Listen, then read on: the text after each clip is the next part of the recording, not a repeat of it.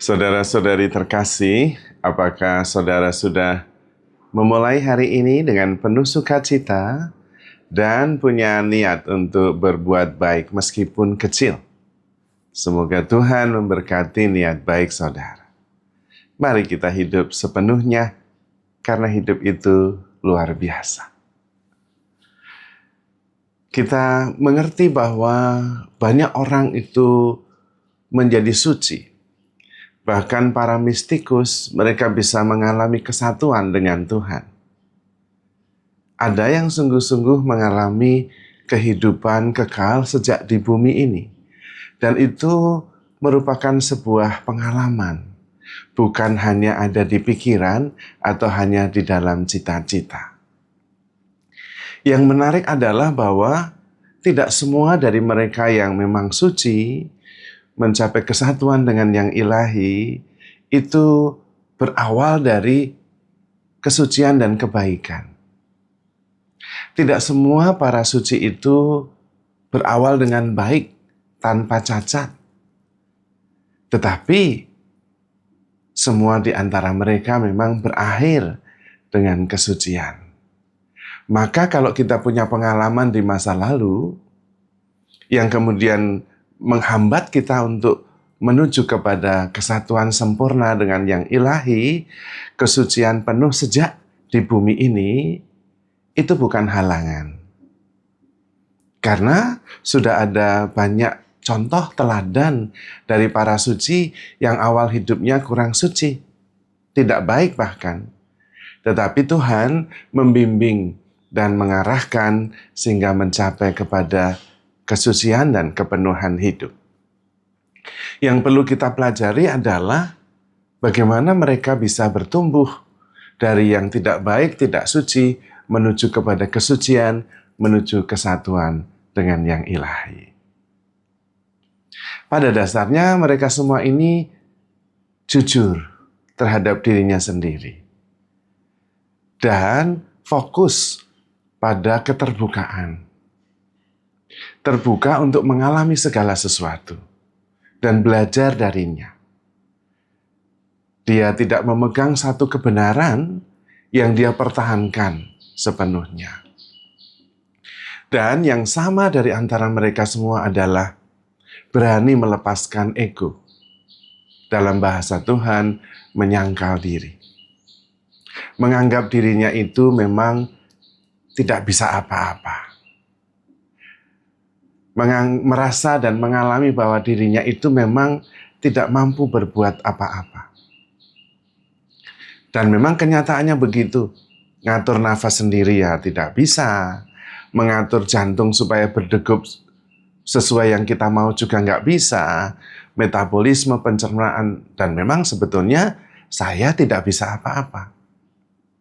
Nah, karena menyadari bahwa saya tidak bisa apa-apa, maka kemudian tidak terlalu mementingkan saya. Toh kenyataannya saya nggak bisa apa-apa. Nah, disitulah muncul kerendahan hati yang kemudian terwujud dalam keterbukaan. Terbuka untuk menerima segala sesuatu, percaya segala sesuatu, dan mengharapkan segala sesuatu. Karena itu juga dia tidak terus-menerus mengandalkan pikirannya sendiri. Karena dari pengalaman, pikirannya justru membuat dia muyek, tidak bahagia. Dan karena dia sadar bahwa dia tidak bisa apa-apa, maka dia tidak mau mengandalkan dirinya sendiri, termasuk pikirannya sendiri. Dan karena itu dia lebih baik surrender. Percaya kepada Tuhan, percaya segala sesuatu, sabar menanggung segala sesuatu, dan terbuka. Dan kekuatan mereka yang merupakan kekuatan yang paling utama adalah cinta. Mereka bukan hanya melakukan tindakan-tindakan cinta kasih, tetapi mereka menyadari bahwa mereka sejak awal adalah cinta itu sendiri. Karena ketika diciptakan, dia serupa dengan Tuhan. Dan Tuhan adalah kasih. Maka dia menyadari pelan-pelan. Tentu melalui perjalanan yang tidak ringan. Menyadari diri adalah sebagai kasih. Dan karena itu kasih itu menerima segala sesuatu. Dan itu total acceptance. Dan dia mempunyai kekuatan besar. Karena dengan kekuatan cinta itu, dia bisa mengalahkan segala-galanya. Saya sendiri membayangkan, kalau biasanya kita marah-marah, kalau macet, lalu kemudian kita mencintai kemacetan. Menikmati, mensyukuri kemacetan. Wah, tentu lalu berubah banyak. Yang semula dia tersinggung, ke-trigger kalau ada orang yang emosional. Lalu dia kemudian mengubah, mencintai orang yang emosional. Kalau semula dia menderita karena teman-temannya yang toksik. Lalu kemudian dia mengubah perspektif, saya mencintai teman-teman saya yang toksik. Kalau semua dia gampang tersinggung oleh pasangan yang sudah melukainya sekian lama, dan kemudian mengubahnya, saya mencintai pasangan saya yang sangat menyakitkan itu. Lalu memang kekuatan cinta itu yang mengubah. Karena yang kemudian hanya ada cinta. Yang ada hanya cinta dan tidak ada derita di dalam kasih.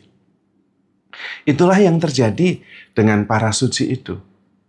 Bukan ringan hidupnya, tetapi mengalami kehadiran Tuhan dan menyadari diri sebagai kasih dan berani menyangkal diri.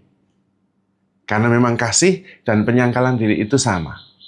Kalau masih egois, dia tidak bisa mengasihi. Karena itu ketika dia mengasihi, maka kepentingan dirinya semakin mengecil. Dan biasanya kasih tidak mengandalkan logika atau pikiran, tetapi keterbukaan, kepercayaan. Dan disitulah kemudian mengubah segala-galanya.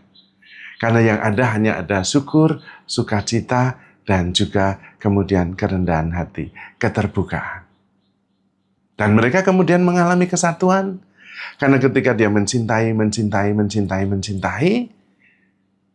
dia menjadi satu dengan Sang Cinta yang sejati, yaitu Allah sendiri.